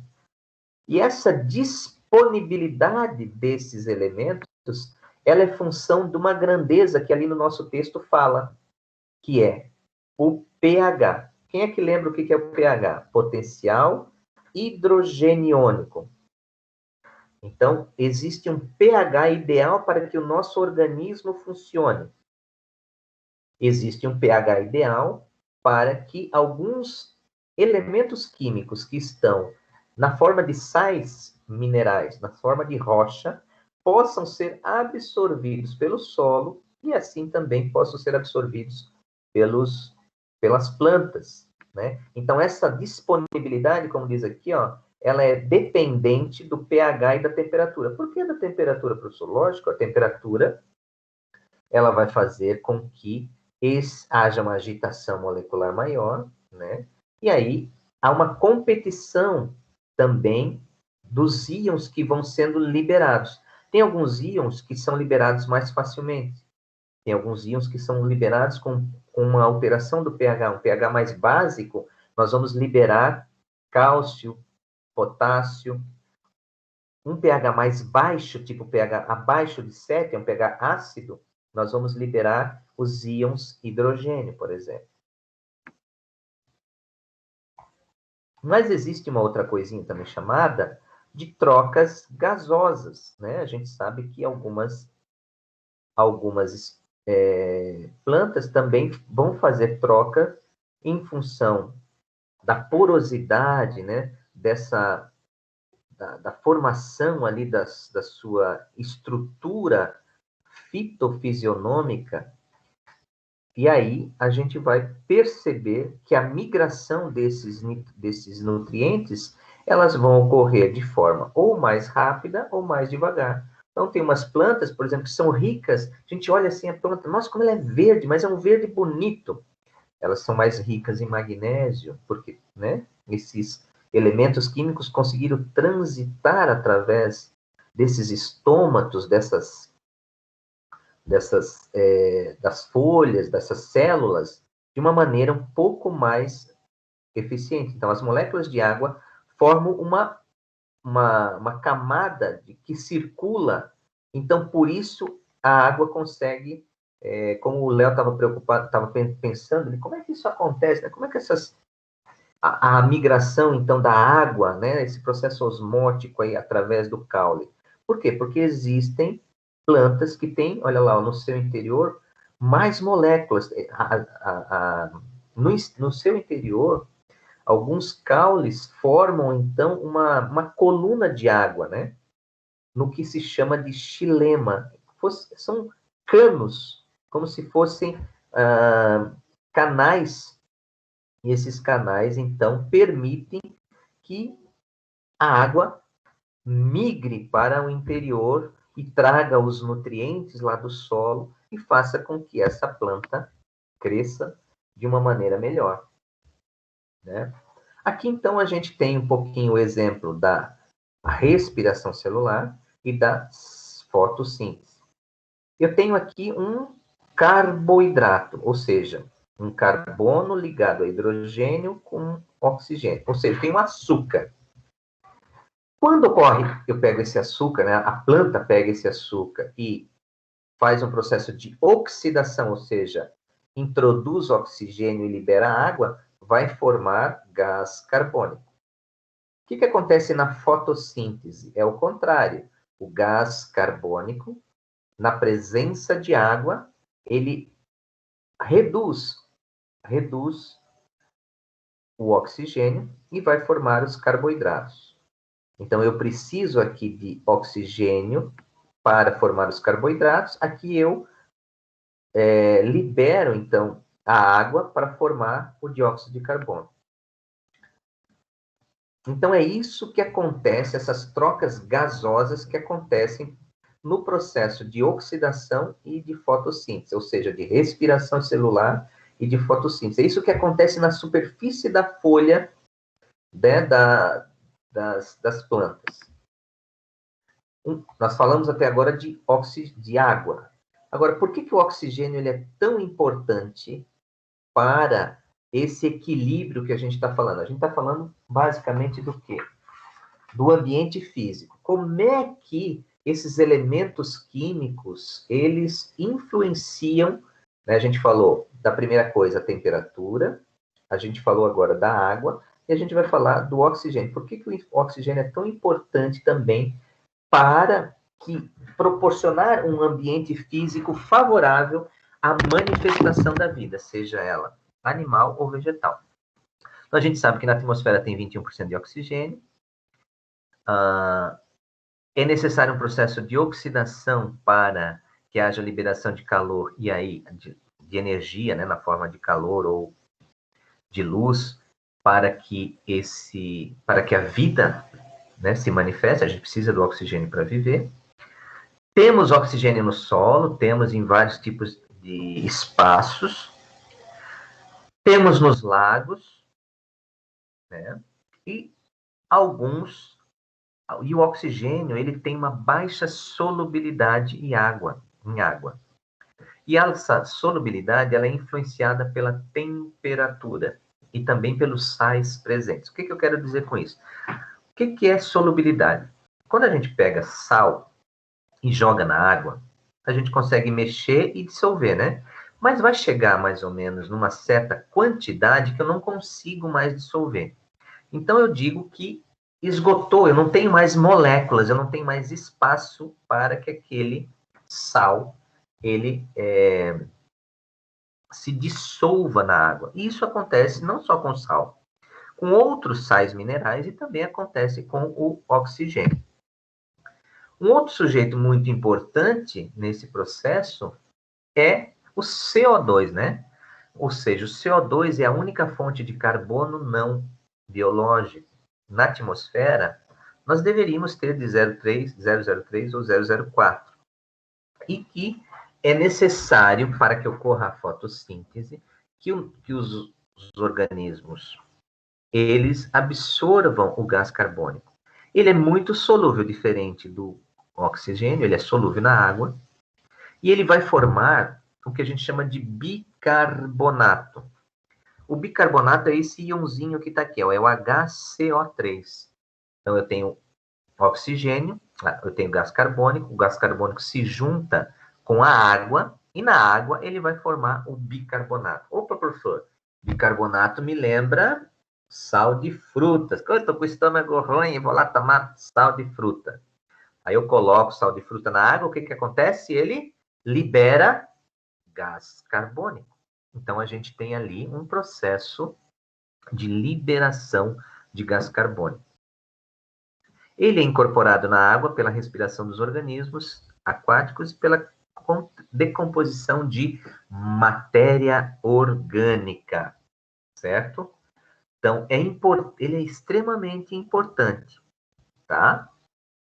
E quando a gente tem águas de lagos, águas paradas, esse bicarbonato, ele vai consumir o oxigênio. E aí, a gente começa a ter um processo, então, de eutrofização que a gente precisa cuidar muito. A gente já falou em uma outra parte, né, como é que acontece a fotossíntese e a respiração. Isso tem que estar bem claro na nossa cabeça. Respiração, eu absorvo oxigênio, libero CO2. Na fotossíntese, eu absorvo CO2 e libero oxigênio. Então, a gente tem a luz ali. E o que acontece, então? A entrada de energia, a luz é absorvida pela folha, então eu preciso de calor para que esse processo aconteça. Eu tenho um processo de radiação e tenho a condução, então, da energia solar através do interior da folha, justamente para que ocorra o processo de troca térmica, né, esfriamento e evaporação da água. Tá? Lá no nosso capítulo também havia uma figurinha parecida com essa, né? E mostrava, então, como é que é o espectro da luz. Então, aqui a gente tem uma ideia de como é que funciona o espectro da luz. Nós temos uma região de 300 a 400 nanômetros, que a gente chama de região do ultravioleta.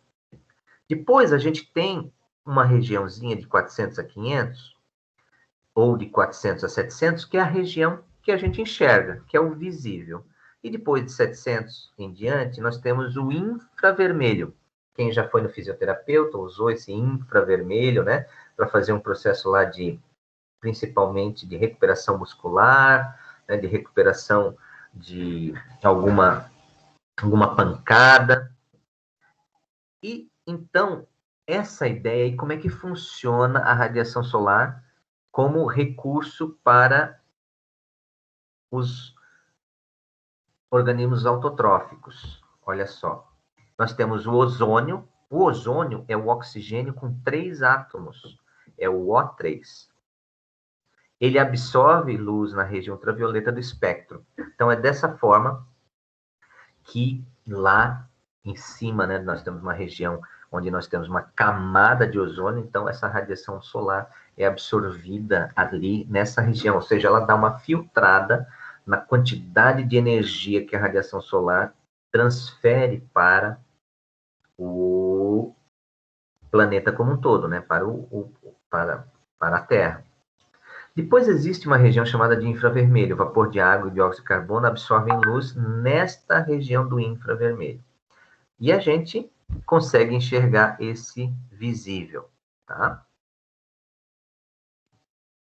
Aqui mostra um pouquinho como é que acontece a fotossíntese em nível celular, tá? Eu não vou me deter muito nessa questão aqui, mas na realidade a gente precisa da clorofila. Lembrem que a clorofila, ela tem magnésio, então ela é excitada pela radiação, induz, então, a formação de adenina trifosfato, NADH, NADPH, que fornece energia para as reações, então, de redução do gás carbônico para carboidrato e alimento para os animais.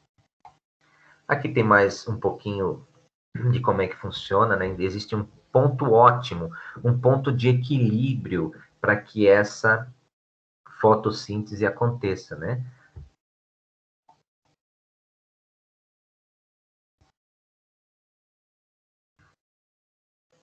Algumas questões que falam, lá no nosso capítulo também fala, né, desse C3, esse carbono 3, como é que se forma, então, esses carbonos, né, em nível celular, lá, pegando, então, a folha, então, como é que vai acontecer, né, como é que o vapor de água é liberado, como é que esse CO2, ele se forma, então, o CO2 em alta concentração, ele vai para o interior da célula e fica em menor concentração. Pensando um pouquinho esse processo de respiração e de fotossíntese. Então, como é que vão formando os carbonos para que eu tenha, por exemplo, a formação de açúcar?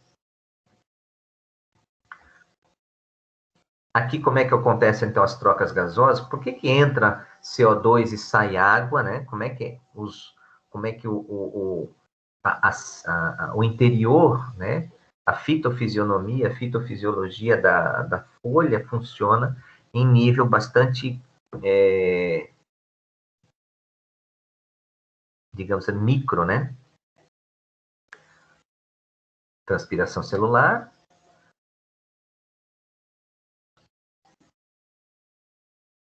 E as trocas gasosas que ocorrem.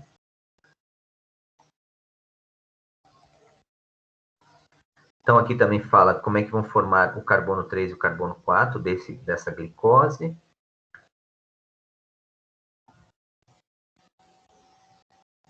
Um pouquinho sobre a via sintética, né? Gente, isso aqui é uma biologia bastante, digamos assim, mais apurada, né? Que exige, então, que a gente leia um pouquinho mais o capítulo para poder entender, tá? Então, nós temos que pensar que eu preciso de 6 carbonos para formar a fotossíntese, né? Para que eu tenha a glicose. Então, aqui, ele está mostrando, através dos vários ciclos, né? Como é que vai acontecer, então, a formação. Da onde vai vindo esses carbonos? Esses carbonos vão vindo, então, do gás carbônico e do processo aí de fotorrespiração. Então, eu preciso formar carbono 1, carbono 2, carbono 3, carbono 4, carbono 5, carbono 6. Então, esses ciclos, então, de formação dos carbonos que vai dar origem à glicose, tá? Carbono 4. Como é que isso acontece em nível morfológico, ou seja, lá no interiorzinho da célula?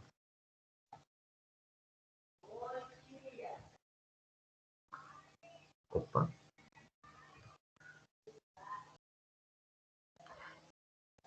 Aqui mostra um pouquinho de algumas espécies que têm cores, plantas que têm cores, que a rota de fotossíntese aconteceu a partir da formação, então, desse carbono 4, né? Aqui tem algumas espécies de plantas. Eu destacaria aqui que nós temos no litoral euforbiáceas, lamiáceas, são outras espécies de plantas que nós temos aqui. Poáceas também, né? Lamiáceas e asteráceas também são espécies bem comuns aqui no nosso litoral, e aí a gente pode perceber a formação de algumas florzinhas como essa, coloridas, em função da rota metabólica que a planta escolheu para fazer esse processo de fotossíntese e de respiração. Isso vai influenciar no tipo, né, de espécie que a gente vai ter.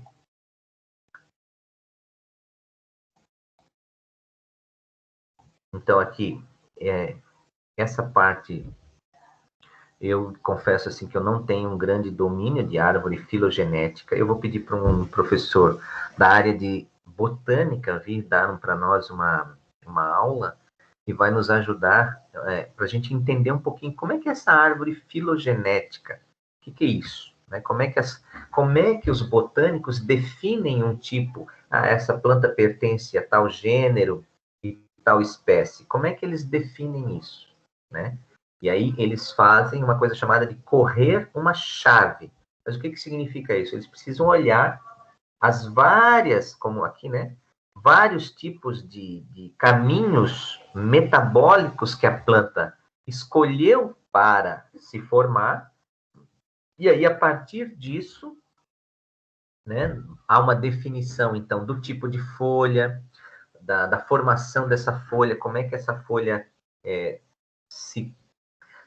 ela é fitofisiologicamente, e aí isso vai dizer, então, que tipo de espécie nós estamos falando.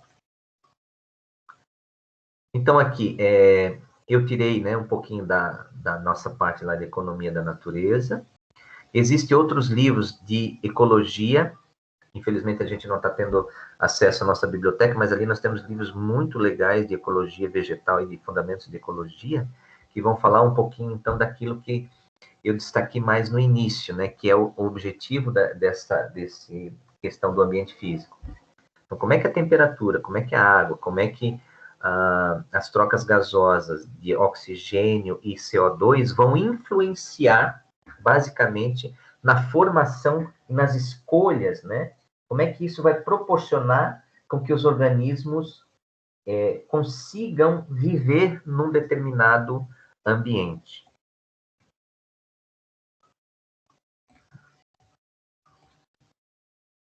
Todo mundo está me vendo? Voltei.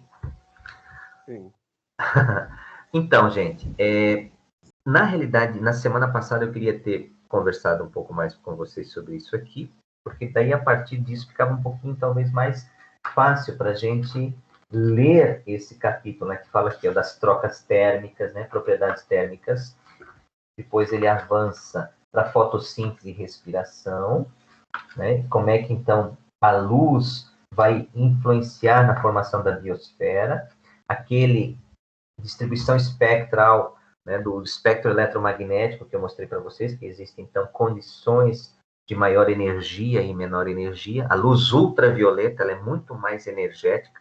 Quem já foi aí numa boate, né, numa balada, né, a luz ultravioleta, né, nossas camisas ficam toda violeta, mas aquela luz, ela é extremamente intensa, tem muita energia, ou seja, tem um comprimento de onda muito grande. As infravermelhos são de menor energia, ou seja, de menos impacto, por isso que ela é usada, por exemplo, na fisioterapia, né? Então, alguns exemplos aqui que a gente tinha lá principalmente é de a gente entender como é que funciona essa questão da respiração celular e da fotossíntese. E depois ali, gente, né, na segunda parte do que eu estava mostrando para vocês, tem um nível de complexidade bem grande. Opa, o Nivaldo tem pergunta. Fala, Nivaldo. Alô? Nivaldo, você levantou a mão? Eu acho que ele esqueceu a mão erguida, estava o tempo todo durante a apresentação dos slides. Então tá. Boa noite, professor. Fala, meu querido. E todos os colegas aí participantes. É o seguinte, eu queria saber quanto aquele cão siberiano sobre a temperatura ali, que ele vive na Sibéria, lá, acostumado em ambientes frios. E aqui no Brasil, às vezes, a gente vê em ambientes completamente diferentes. Eu queria saber se o tempo de vida dele é mais curto, no caso, ele vivendo nesse clima. Vamos pensar no que a gente tinha um gráfico, uma curva gaussiana, né? Aquela curva gaussiana onde a gente tem uma condição ótima que o animal vive, que a planta vive, e depois do lado tinha duas condições, uma condição C e a condição S. Lembra desse detalhezinho que eu mostrei? Ah, sim, eu vi. Uhum. Então, o que significa aquilo, Nivaldo? Vamos pensar um pouco. Então, existe uma condição que ele consegue viver bem, e existe depois uma que ele tem que se adaptar, né? Sim. Olha lá, ó, que ele cresce, e tem uma que ele sobrevive. Então, quando você pega um animal desse, que ele está acostumado a viver em baixíssima temperatura, quando você transporta ele para uma condição que ele vai sobreviver, ele não está numa condição, né, de reprodução. Então, toda a condição de reprodução dele fica super comprometida, né? Tanto que a gente vê alguns profissionais da biologia, da zoologia, eles têm todo um cuidado, às vezes, quando transportam um animal de um lugar para o outro, porque você altera de maneira muito, muito grande a vida dele, né? Então, com certeza, ele sai de uma condição ótima, que aquele gráfico mostrava, né, de reprodução. Ele pode até crescer, tendo uma variação de temperatura, mas quando você altera muito a temperatura, as condições fisiológicas dele ficam muito, muito comprometidas, né? Você altera bastante. Tem alguns até que se adaptam, mas às vezes demora muitos, muitos anos. Às vezes alguns morrem, sobra um ou dois, aí reproduz de novo, e assim vai. É, que a gente já viu os cães assim, que eles sofrem bastante, né? Quando no verão, principalmente, clima quente, né? Ô, Léo, você conseguiu ter mais informações lá de que forma a temperatura está influenciando nessa questão da fecundação, porque está fecundando alta temperatura feminino e baixa temperatura masculino? Então, professor, eu até achei um artigo aqui, eu mandei ali no grupo da turma, do WhatsApp, que é de um cara que está fazendo mestrado em ecologia, alguma coisa do tipo, e ele fala sobre isso. Aí eu fui ler algumas outras coisas, não tem muito a fundo, assim. Tem algumas curiosidades que as tartarugas, né, quando os ovos chocam acima de 30 graus, formam machos e abaixo formam fêmeas, né? E acontece ao contrário nos crocodilos e jacarés.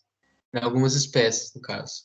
Que daí, em vez de ser machos com mais de 30 graus, é fêmeas. Mas enfim, aí tem umas outras espécies também de lagarto, que quando tem temperaturas variáveis assim, nasce machos e fêmeas. Aí passou de uma temperatura, nascem só machos. Tem vários, tipo, exceções assim, bem diferentes, bem excêntricas.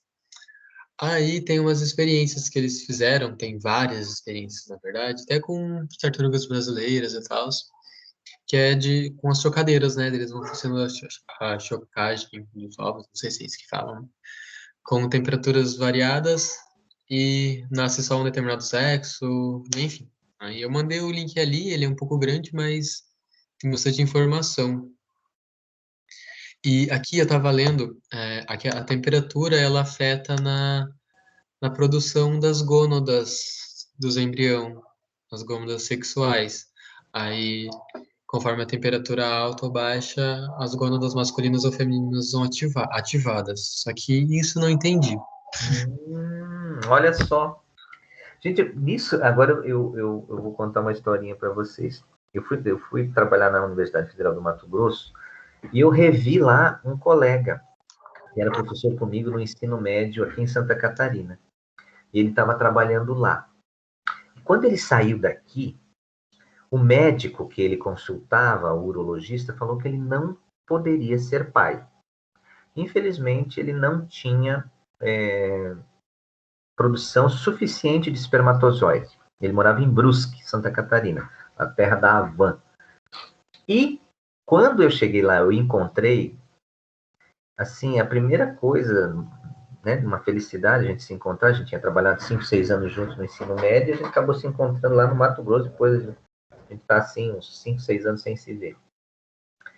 Foi que a esposa dele estava grávida. Ele falou: Luiz, eu era considerado lá no sul do Brasil um sujeito estéril. E agora minha esposa está grávida. E eu estou muito, muito feliz. E aí ele falou: o que estávamos em Cuiabá, qual é a temperatura média de Cuiabá? Ao anual, assim, 36, 38 graus. O aumento da temperatura ativou a produção de esperma, ou seja, houve uma alteração metabólica no corpo dele, e ele começou a produzir mais espermatozoide, e hoje ele é pai de uma linda garota chamada Caroline e do Enzo, que tem a idade do Gabriel, que os dois, coincidentemente, nasceram na mesma época lá em Cuiabá. O Gabriel também nasceu em Cuiabá e hoje faz 13 anos, exatamente hoje. Então, isso que você está falando, realmente, as gônadas, alguma coisa aí, e ele, que era considerado estéril, morava ali em Brusque, a temperatura média de Brusque é muito diferente, né? Pelo menos uns 10 graus. E esse aumento da temperatura corporal, porque ele estava vivendo um ambiente muito mais hostil, fez com que o corpo dele metabolicamente produzisse mais espermatozoide, e ele foi pai. Interessante, né? Então, aí eu tava vendo também como as tartarugas colocam os ovos, mudando todo assunto, né, de volta para as tartarugas. Como elas colocam os ovos na areia, os que ficam mais próximo à areia, né, eles geralmente são mais quentes que os que ficam no interior. Uhum. E essa ativação, essa mudança de temperatura, ela pode ocorrer em momentos variados do ovo ali, né? Então, às vezes pode estar muito quente numa determinada época que não está sendo formada o órgão sexual da tartaruga, e não ativar essas gônadas. E depois, quando estiver nesse processo de ativação desses órgãos sexuais, ocasione que esteja mais uma época fria. Aí vai mudar totalmente o sexo da tartaruga. Uhum. E eu achei muito interessante, assim, eu queria saber mais, só que tem muito pouca coisa. Assim, são pesquisas de ponta, né, gente, que é uma área da biologia, da zoologia, que poucas pessoas se debruçam sobre isso, né? A Juliana, tudo bom, Juliana? Então, a Juliana quer saber um pouquinho sobre a acidificação dos oceanos. Então, se a gente está falando de acidificação, nós estamos falando do quê? De um pH abaixo de 7. Né? De 0 a 7 é ácido, de 7,1 a 14 é básico. Para acidificar o oceano, lembra que na figurinha que eu mostrei, há um processo de carbonatação. Opa, eu preciso de gás carbônico. Se eu preciso de gás carbônico, da onde vem esse gás carbônico para que eu acidifique o oceano? Da atmosfera. Certo. Há mais de 200 anos, há cerca de 200 anos, o que tem acontecido no planeta? A gente diminuiu a quantidade de floresta. O gás carbônico que estava na planta, na forma de açúcar, aqueles açúcares que foram sendo formados ali naqueles ciclos que formam C2, C3, C4, C5 e tal, esses carbonos, eles saíram da forma de glicose e viraram gás carbônico, fuligem, através do quê? Da queima de combustível fóssil e queima de floresta, diminuição de floresta. E aí, encheu a atmosfera de gás carbônico. E aí, o que acontece? O planeta, na sua maioria, tem oceano. Então, o gás carbônico ele é absorvido pelo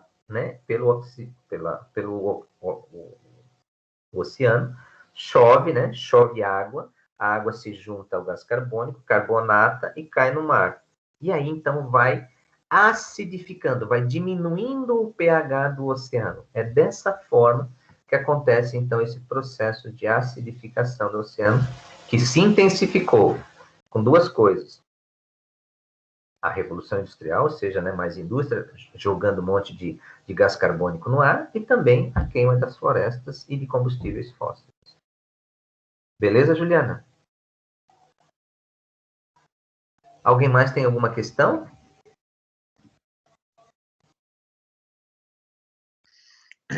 Professor, eu estava lembrando sobre aquela planta lá, a dorme-dorme, é um nome comum. Não sei se você já viu. Você bate nela, ela fecha inteira. Não sei se alguém já viu. Acho que alguém já viu, com certeza. Sim, a gente brincava no mato, né? A gente apertava ela assim, ela tava assim, daqui a pouco ela fazia assim. Isso, aham. Aí, uma explicação de um professor meu de biologia que ele me deu foi que quando a gente toca nela, as reservas de água dela se fecham. Aí isso faz elas fecharem. Mas eu não sei se realmente é isso ou como que acontece isso. Não sei se você sabe mais. Eu vou dar uma olhada, Léo, porque assim, eu tenho um colega que é botânico, o Vanderlei, que trabalha comigo no projeto de pesquisa. Eu vou convidá-lo para vir aqui fazer uma aula com a gente, mas eu vou perguntar para ele sobre essa questão do dorme-dorme. Ok, obrigado.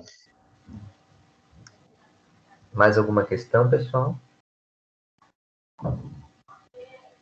Então, para hoje, era isso, assim, que né, conversar um pouquinho sobre essa questão das alterações no ambiente físico, né, a partir do que vocês leram, do que vocês escreveram. Quem não fez ainda, faça, me mande lá, né? Mesmo que você está pesquisando na internet para tentar achar uma resposta, olha aquela resposta, vê se aquilo é coerente. Não copie, né? Não faça, não perca tempo de fazer isso, porque não é legal. Faça a sua resposta do jeito que você está entendendo, do jeito que você achou ali, com as suas palavras, com o seu jeito de redigir, né?